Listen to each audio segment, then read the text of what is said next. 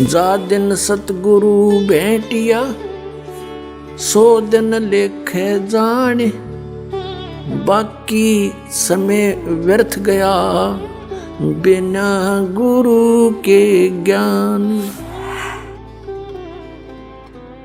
तो पुण्यात्माओं, जिस दिन आपका आध्यात्मिक जन्म होता है वो आपका वास्तविक जन्म है इस पृथ्वी मंडल पर। फागुन की अमावस्या 17 फरवरी 1988 को इस दास को उपदेश मिला, इस दास का आध्यात्मिक जन्म हुआ। तो कहते हैं गुरु मेहर करे तो काग से हंस बना दे।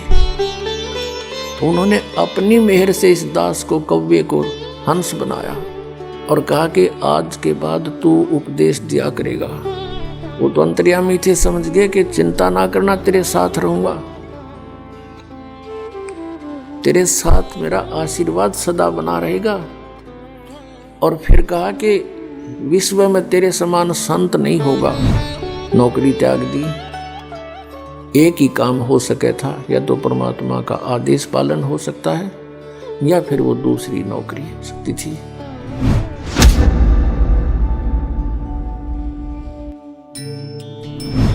धीरे धीरे परमात्मा की दया हुई, परमेश्वर ने आशीर्वाद दिया, गुरुदेव ने उपदेश दिया, वो नाम देने का आदेश दे दिया, दीक्षा देने का। दास ये सर्विस करता था। सर्विस के दौरान ही सैटरडे संडे को सत्संग करने लगा। 2 वर्ष सन 1994 में इस दास को नामदान करने का आदेश हुआ। फिर देखा वर्कलोड बहुत हो गया, रजादाता की बहुत भक्त होने लगे, सत्संग बहुत बढ़ गए। दास सर्विस करता था, junior engineer civil, Haryana state की। नौकरी त्याग दी। एक ही काम हो सके था, या तो परमात्मा का आदेश पालन हो सकता है या फिर वो दूसरी नौकरी हो सकती थी। तो उसमें नौकरी त्यागने से पहले मन में बहुत विकल्प संकल्प उठे। बच्चों का क्या होगा, कहीं भूखे ना मर जाएं। फिर परमात्मा प्रेरणा देता कि यदि कल तेरी मृत्यु हो जाती है, तू क्या ठेकेदारी लिए बैठा है, इनका पालन परमात्मा ही करेगा। इस तरह की बहुत सी उतार चढ़ाव के बाद फिर परमात्मा ने दया बख्शी, या सेवा दे दी, मजदूरी दे दी इस दास को, उसके बच्चों को जगाने की, उन धनियों को जगाने की। दास को एक कुत्ते की ड्यूटी मिली, भौंकने की।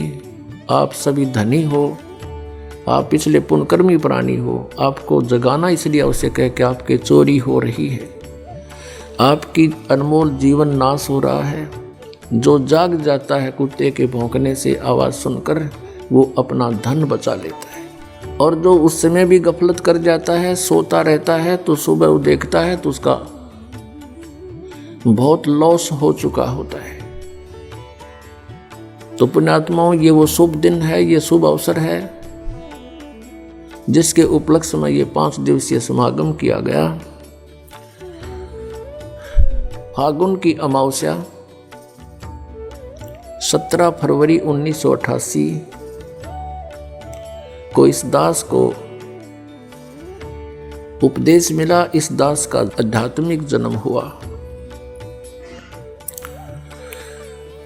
उस दिन के बाद एक नए जीवन की शुरुआत हुई। आत्मा में न्यारी उमंग हुई। दिन रात भक्ति, मालिक की वाणी, सतगुरु का संग करने लगा।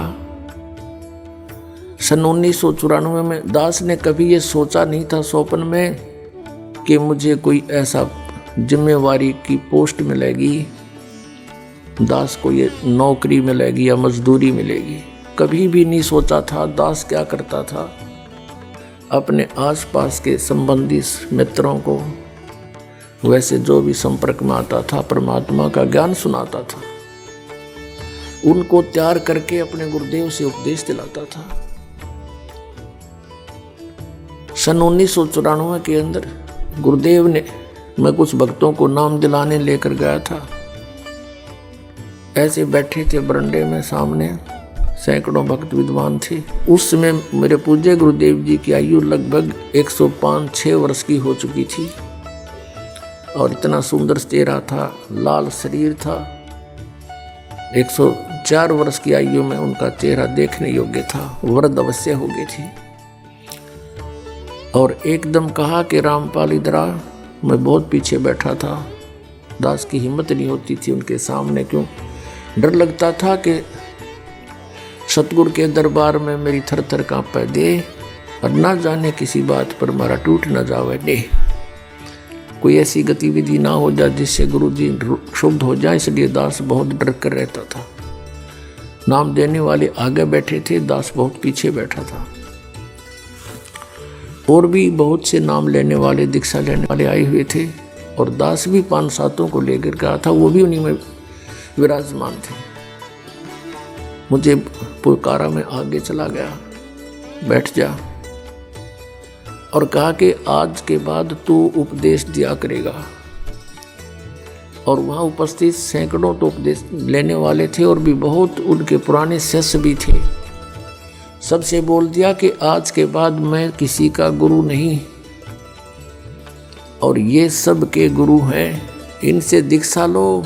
मैं एकदम घबरा गया, कति पसीने आ गए दास के, और वो तो अंतर्यामी थे। मैं इस चीज से डर गया कि इतने जिम्मेवारी की चीज कदे दादा ने करी ना, परदादों ने करी नहीं, कि तो देखा नहीं, अनुभव नहीं ऐसा। वो तो अंतर्यामी थे, समझ गए कि चिंता ना करना, तेरे साथ रहूंगा, तेरे साथ मेरा आशीर्वाद सदा बना रहेगा। और फिर कहा कि विश्व में तेरे समान संत नहीं होगा। ये सब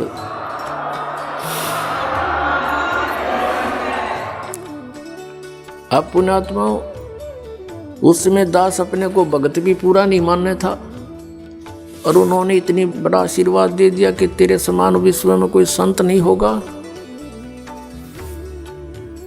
तो कहते हैं गुरु मेहर करे तो काग से हंस बना दे। उन्होंने अपनी मेहर से इस दास को, कव्वे को हंस बनाया, अपने ही आशीर्वाद से संत बनाया। उस समय हमारी बाल बुद्धि थी, ये बात समझ में नहीं आई कि मेरे जैसा एक तुच्छ प्राणी और विश्व में मेरे समान कोई संत ना होगा। ये बात गले नहीं उतर रही थी, लेकिन गुरु की जो वचन है वो उसमें दोष भी दिखाई नहीं देवा था। जैसे कोई छोटा बालक होता है और उसको कोई कहता है कि बेटा वो पेन ला, वो जैसे पेन रखा होता है, ये पेन रखा हो और वो बच्चा उठा लेता है, वो पूछता है डैडी ये क्या है, पिताजी ये क्या है। पिताजी कहता है बेटा पेन है। वो कहता है कि पेन है, पेन है। और इस बात को कहते कहते उसको रख के वो और खेल लग जाता है। कहने का भाव ये है कि उसको न तो ये अविश्वास है कि पिताजी जो कह रहा है वो गलत होगा, लेकिन उसकी बुद्धि इतनी बाल है कि इसको समझ नहीं पा रही ये पेन है। वो ऐसे उसको छोड़कर चला जाता है। तो इस दास की अब वो ऐस स्थिति थी। उन्होंने कहा कि तेरे बराबर विश्व में कोई संत नहीं होगा। तो उस समय दास ऐस स्थिति में था और वो जो कह रहे थे तो पेन था ही। तो अब इस बात का कुछ एहसास हो रहा है, क्योंकि अन्य संतों ऋषियों के जो अनुभव देखे दास ने, इनके पास तक खख भी को नहीं अध्यात्म ज्ञान का। तो हम इस योग्य नहीं थे, गुरु जी के आशीर्वाद से हो गए, यो ज्ञान हो गया, बुद्धि खुली और इन महर्षियों के अंदर इनके झांक के देखा, इनके खुले वो बोरे जिन पर ISI मार्ग ला रखा, गोबर पर रखा था इन्हें सब ने। किसी के पास मोक्ष मार्ग नहीं, सबकी दुर्गति हुई। पिछले इतिहास बतावें, हमारे ग्रंथ कहते हैं कुछ, ये हमें बता रहे थे उसके विपरीत। तो ये संत नहीं थे। आज आपके समक्ष है क्योंकि बुद्धिमान समाज है। तो पुण्यात्माओं, जिस दिन आपका आध्यात्मिक जन्म होता है वो आपका वास्तविक जन्म है इस पृथ्वी मंडल पर। शरीर के जन्म तो असंख्य हो लिए, जन्म तो वो भी है क्योंकि शरीर स्टार्ट हुआ, और अब आत्मा का जन्म समझो, आध्यात्मिक जन्म उसका उस दिन है जिस दिन सतगुरु मिल गए। जा दिन सतगुरु भेंटिया सो दिन लेखे जाने, बाकी समय व्यर्थ गया बिना गुरु के ज्ञान। कि यही समय हमारा उस दिन से लेखे लगा जीवन जिस दिन से पूर्ण संत मिले। नकली गुरुओं से उपदेश लिया हुआ व्यर्थ है।